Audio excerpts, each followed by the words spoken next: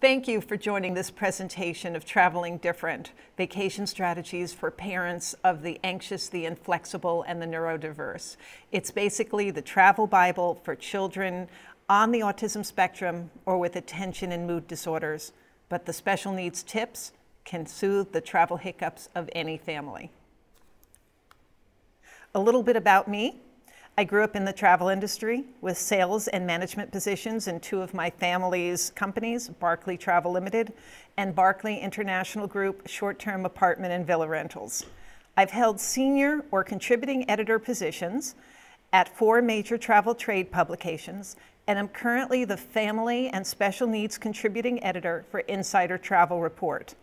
And I'm the mother of 2 children who are challenging as adults and thankfully who are challenging as children and thankfully less challenging as adults. When I needed this book in the early aughts, it didn't exist, which inspired me to write it.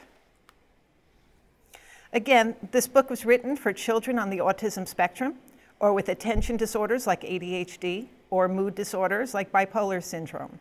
However, the travel strategies can help any parent, whether or not their children have special needs. Every child can become anxious and inflexible when removed from their comfort zone. And the information is needed badly. It is estimated that 1 out of every 44 children fall on the autism spectrum, and that's not including those with attention and mood disorders. Out of 1,000 special needs families recently surveyed by IBCCES, 87% said they currently do not travel, but of those, 93% said they would if they knew where to go and what to do. This book contains 344 pages of expert advice from mental health professionals like Dr. Tony Atwood, who is huge in the ASD world, and Dr. Ellen Littman, who is renowned for her work with ADHD, as well as special needs parents, certified autism travel professionals, and mental health allies and advocates. The blog at travelingdifferent.com will provide continual updates because these resources are constantly changing as the travel world becomes more inclusive. Some of the topics include how to introduce the concept of travel, starting small, the importance of preparation, creating a child-centric vacation, and how to keep a child safe while avoiding triggers and sensory meltdowns. All aspects of travel are covered, including air travel, bus and car trips, train travel, cruises, and houseboat rentals. Choosing accommodations, there's even a checklist for how to vet a vacation rental, as well as suggestions of tours and venues, and how to tackle restaurant dining. There are also suggestions of various autism-certified and autism-friendly destinations, hotels, resorts, vacation rentals, themes and water parks, museums, travel camps for older children, sports vacations such as golf, adaptive skiing, scuba diving, and horseback riding, and even how to vet a campground. So here's where we get into some of the meat of the book, and I'll start with starting small. The key to travel is to introduce the concept long before the trip commences and create predictability and a frame of reference that's so important to children. Luckily, we live in the age of video, and you can preview any aspect of your upcoming vacation either through a video released by the supplier or on YouTube. You may also want to use social stories. Social stories are a method that autism consultant Carol Gray developed as an engaging and interactive way to help those on the spectrum cope with new or problematic situations.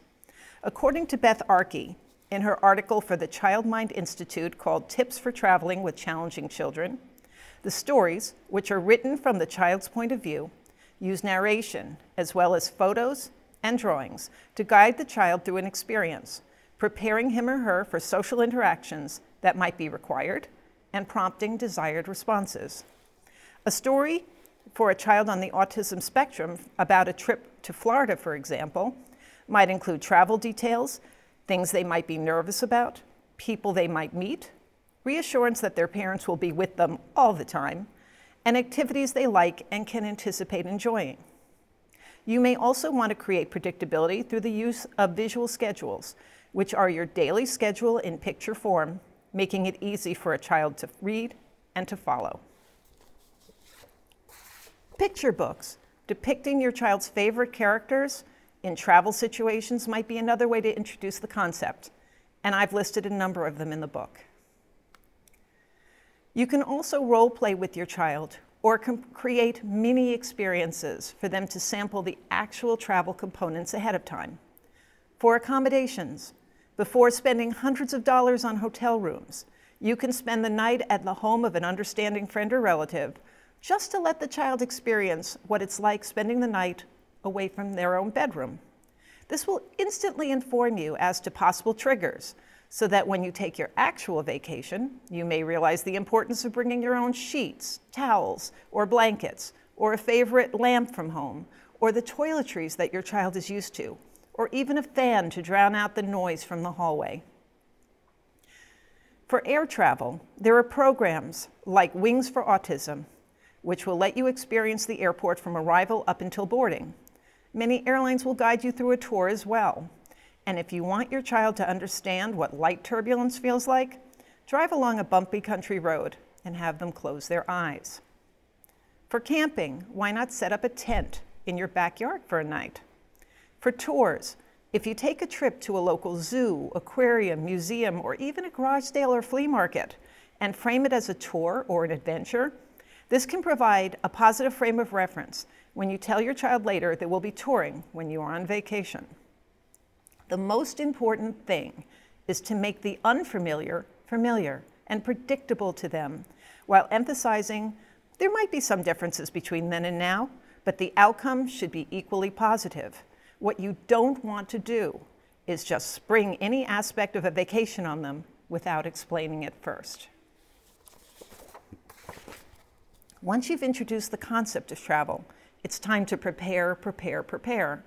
Break every aspect of the trip down to the nth degree, from leaving your front door until returning again.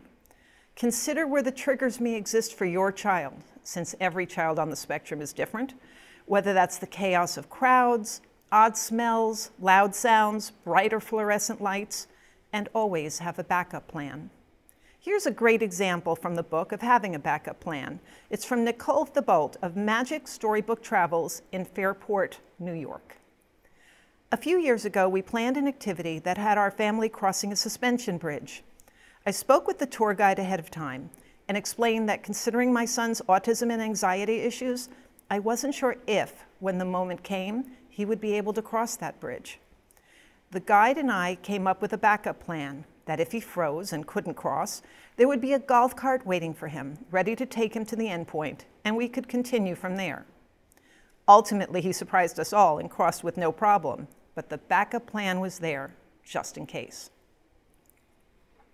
You also can offer your child options and get buy-in so that they have a vested interest in the success of a trip. So offer them options of what to do each day. All choices pre-approved by you, of course, so there's no wrong answer. And have them help with picking out clothes, packing them, and even deciding which toys to bring. And plan all your arrangements through a certified autism travel professional, which you can find in the book or on the IBCCES website. I'll discuss them a little later. Also vital is creating a child-centric holiday, and that involves many components. First, along with offering your child options, as we just discussed, you may also want to pace your trip to fit in with the child's abilities. Couples with children can no longer travel the same way as before. You may only be able to fit in 1 or 2 sites a day, rather than cram in 4 or 5. There needs to be time for decompression, whether your child is neurodiverse or neurotypical. An afternoon spent at an indoor or outdoor pool might be a great segue for dinner. Exploring a child's passions can provide the centerpiece to any vacation and will make the more mundane aspects easier to bear. It's been estimated that 75% to 95% of children with autism have intense or circumscribed interests that can occupy up to 26 hours of their time each week. Quote, "Sometimes when you hear the phrase, to meet the child where the child is," says John Gabrielli, a neuroscientist with the Massachusetts Institute of Technology, if it is their natural motivating capacity, then rather than try to suppress it, it might be more helpful to the child to build on it. end quote. To that end, I've included a rather long chapter that includes various commonplace as well as unique interests, and then listed some museums and events that might feed into those interests from all across the country. Some might be in your own backyard. A visit could provide a great bonding experience. Said one special needs mom from Michigan, "We recently took a trip to Wisconsin to visit a water park. My husband happened to stumble upon the National Mustard Museum, which was close by, and we were able to get our son to visit it because mustard is Aiden's favorite food. He loved going and tells everyone about how we went especially for him. He loves the memory." Now, parents may be thinking, but this is my vacation too. It can't just be all about my children. To which I suggest bringing along a family member or hiring a sitter to travel with you to give you the opportunity to explore alone, or even take some time off for a romantic dinner. Visit a certified autism center, such as Beaches in Jamaica or Turks and Caicos, where the kids' clubs are staffed with counselors who are trained in caring for those on the spectrum. A number of cruise lines offer that same service, and Autism on the Seas runs tours where spectrum families can travel together and learn from each other. And sports vacations that involve horseback riding on a dude ranch, adaptive skiing, golf, and scuba diving can provide a therapeutic experience for kids and simultaneously a recreational outlet for adults. Throughout the book, you're going to see labels like Autism Friendly and Certified Autism Center. These designations are awarded by organizations like IBCCES, which is the International Board of Credentialing and Continuing Education Standards, as well as groups like the Champion Autism Network, CAN, Culture City, Sensory City, and others. It's important for parents and guardians to understand exactly what those designations mean when it comes to the suppliers they're booking for their families. Call, ask what's provided, how they earn their designation, if the programs are offered all the time, and specifically when you'll be there. It's important that their programs match what's needed for your child. And because designations change all the time, it's vital to do your due diligence. My blog, travelingdifferent.com, will update information from the book to keep it as current as possible. If you're wondering what some of these designations can include, let's look at Beaches, which is the world's first advanced certified autism center. First, staff receives in-depth education with 40 credit hours on autism sensitivity and awareness, centered on communication, motor skills, social skills, environment awareness, emotional awareness, bullying, early childhood identification, transition to adulthood, and more. Second, changes to protocols and physical space to accommodate various needs. 3, an optional service of one-on-one beach buddies, providing personalized private childcare with a buddy who is autism certified and can be booked for a nominal fee. 4, a dedicated toll-free number to Beach's Special Services Team, certified by IBCCES, where Beach's staffers can assist both consumers and travel professionals who wish to learn more about a Beach's vacation and on-resort autism programming. 5, a culinary concierge program to provide specific dietary restrictions and special requests. 6, modified check-in options for private in-room check-in. 7, availability of sensory toys such as Dream Pad pillows for children's use. 8, modified design and decoration in kids clubs and key entertainment areas to create a more sensory-friendly environment. Beaches will also launch a sensory stimulation guide for guests with sensory needs, providing comfort and an understanding of what to expect in each designated area of the resort. The guide, which outlines the degree of sensory stimulation in a specific area or event, allows families to easily plan and navigate their visit based on their individual needs. Designated low sensory areas will also be identified at all resorts, allowing guests to find comfort in designated spaces should they need a break from sensory stimulation. These locations will be easily identifiable through resort maps, online signage, and in pre-travel planning materials. Likewise, you've heard me mention Certified Autism Travel Professionals, or CATPS. Their training includes 10 different study modules, including what is autism, selling into the autism market, a breakdown of the target market, sensory awareness, individual perspective, the parent's perspective, and then information on hotels, resorts, air travel, cruises, and road trips. It's important to mention that IBCCES requires certified autism centers and certified autism travel professionals to take yearly continuing education to renew their designations. So where are some suggested vacation destinations for those on the spectrum and with attention and mood disorders? Along with resorts, cruises, and sports holidays that I've mentioned, some tourist boards are really diving in, getting their designation, and then urging the hotels, attractions, and resorts and restaurants in their cities to do the same.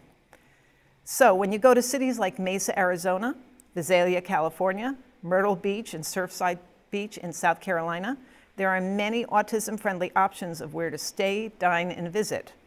Other cities, like Philadelphia and New York, have so many autism-friendly and certified attractions, you can create your own spectrum holiday all on your own. Also, many theme parks and water parks like Legoland, Disney, Sesame Place, Six Flags, and SeaWorld, among others, have sensory programs in place to welcome those on the spectrum, and your CATP can help you find the one that best works for your upcoming vacation. I'm afraid this presentation only skims the surface of what's out there for families with anxious, inflexible, or neurodiverse kids. Most of my book consists of the tweaks you can make to turn any vacation into one that will avoid sensory meltdowns no matter where you go. It will be sold at major online retailers, and you can request it at your local library or bookstore.